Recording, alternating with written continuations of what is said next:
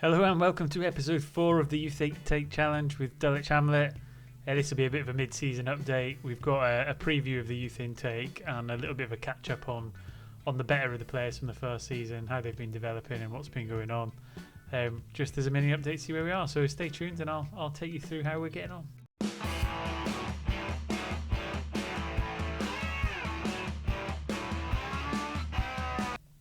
And what better starting point really than the schedule. So we had the first game on camera against Southend, which we got beat 3-2. We then didn't get off to a particularly great start, if I'm honest. We got beat by Gosport 2-1, Pingling getting a goal. Got a couple of draws against Bath City and Braintree to get a couple of points on the board in what was feeling like a very, very slow start. And I thought the wheels were coming off the cart. We hit a little bit of form. We got 3 wins back-to-back, home against Tonbridge, away against Maidenhead and Hayes and Yeddon. So you can see with the yellow dots, Amako, Gilder, Spence getting the goals from the youth team since they've come into the first team. Then hitting a little bad patch of form. We got a defeat to Welling and a defeat to Yeovil, 2-1 and 1-0 respectively. Didcot we beat in the FA second qualifying round of the FA Cup. You should expect us to beat that. We won 6-2 quite comfortably.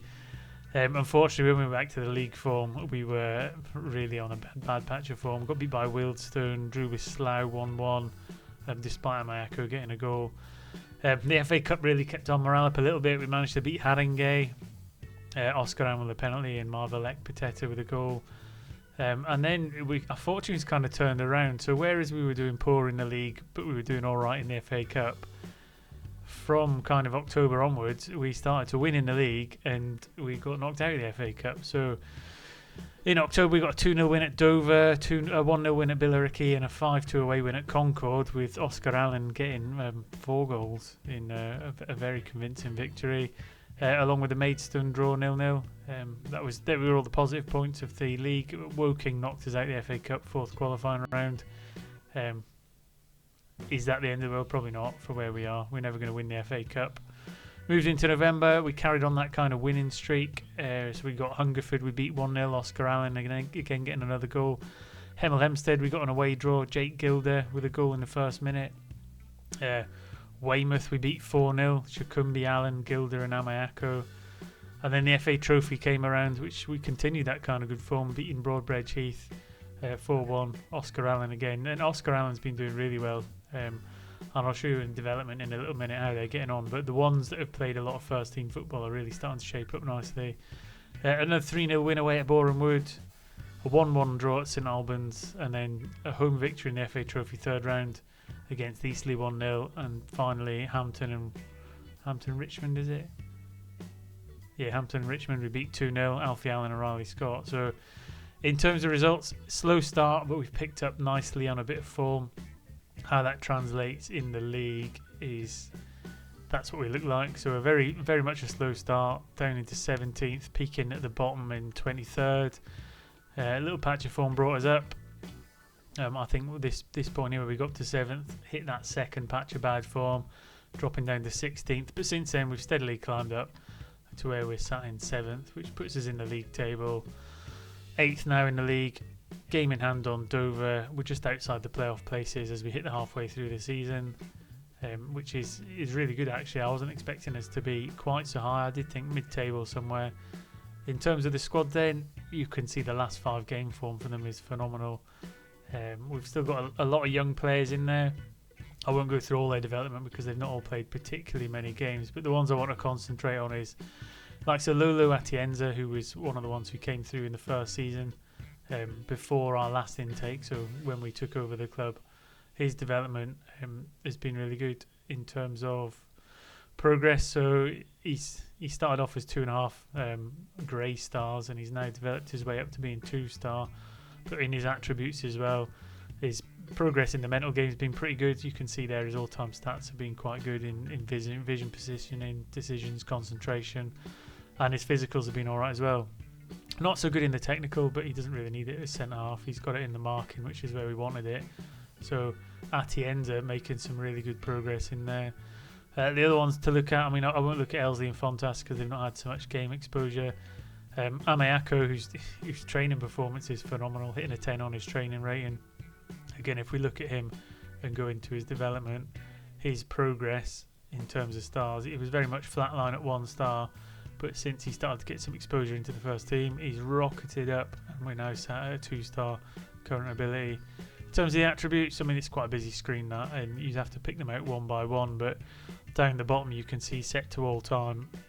He's had some slight improvement in his mental and his physical, not so much in the technical attributes, but again, he's shaping up quite nicely in terms of the right hand side of midfield, and he's pretty much our first starter on the right hand side. The other one to look at, Oscar Allen. He's been nothing short of a phenomenon. He was injured for the first game of the season, so you didn't get to see him on camera, unfortunately. But you can see he's got 8 goals in 16 games.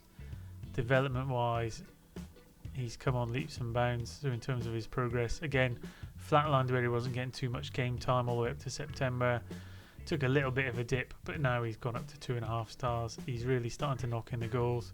Not much improvement in terms of physical or technical, but he's had a little bit of improvement in the mental attributes. And then rounding off the players that we had already, and probably the most impressive of them all, is Jake Gilder, who did get quite a lot of games last season, but as you can see, so far this season he's played 18 games and scored 5 goals, average rating of 7.04. But when you go into his development and his progress, you can see he's skyrocketed since he took over. 1 star all the way up to 2 at the minute, but it's this here. He had a slight improvement in his technical abilities with a huge number of stats increasing. He's had a major overall improvement in mental abilities, where you can see multiple of his stats. He's gone up by 3, 2 across a broad range, and then his physicals as well, they've all gone positive. So he's probably developed best out of the bunch of them. Again, very busy in terms of the stats. You can turn lots of them off and have a look at some of them in isolation, but I think he has been the most impressive in terms of picking up them developmental pieces. So I think if the next intake that came in starts to get the exposure the same way they have, we'll be on to a winner. In terms of the maximum appearances, then it's the old guard that have really taken centre stage. So Ekpiteta, Allen, Scott, Shakumbi and Chambers getting the bulk of the performances. Amako's crept in there at 17 years old. He's had a huge number of starts on the right hand side, 24 appearances. Oscar Allen and Jake Gilder, the other two, coming in with 21 and 18 respectively. And then you're into kind of the Dean Spence and atenzas, who are more of substitute appearances than they are anything else. Whereas the rest of the youngsters down the bottom, not really getting much in terms of first team exposure. The only other players to tell you about really is in the development squad. We put some of them into the under-18s because he didn't want to have an overinflated first team squad. And as you can see, some of these players are starting to pick up a little bit of form as well. Fredericks, the goalkeeper, he's potentially going to be as good as Jack Ruddy, who's a 4-star goalkeeper, so that's pretty good to see. But you can see their progress curves are starting to creep up now from the exposure to the youth training.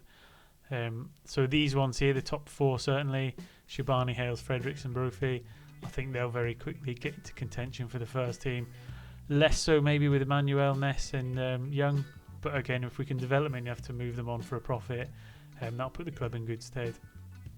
In terms of management then, I don't think we're studying for a Continental C licence, so we are getting some courses, which is good.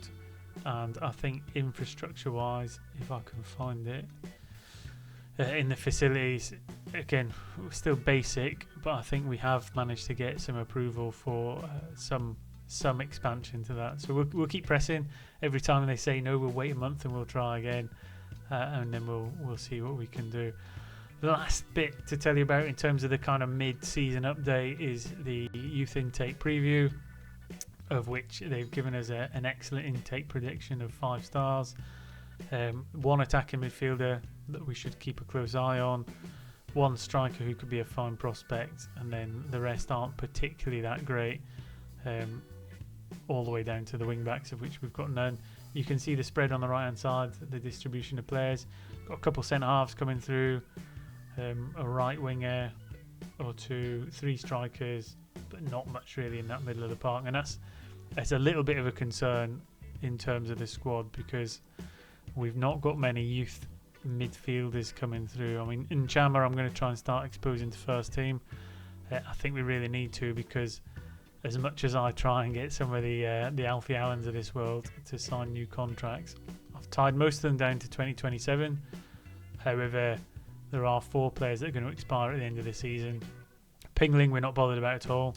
He's not really going to get a look in now that Oscar Allen's firing. Bin and Williams, I'd like to have kept for another year or two while we develop the left back.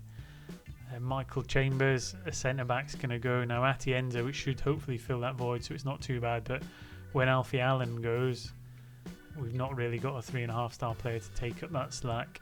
And when you look at the midfielders we've got Nchama and Schaff to potentially come in there. To a lesser extent, Dean Spence if we shuffle the formation around a bit. We might have to step away from the defensive midfielder of Scott and move Dean Spence into that attacking midfielder role, and that might be what we have to do as we settle into the seasons coming forward. So everything's looking good.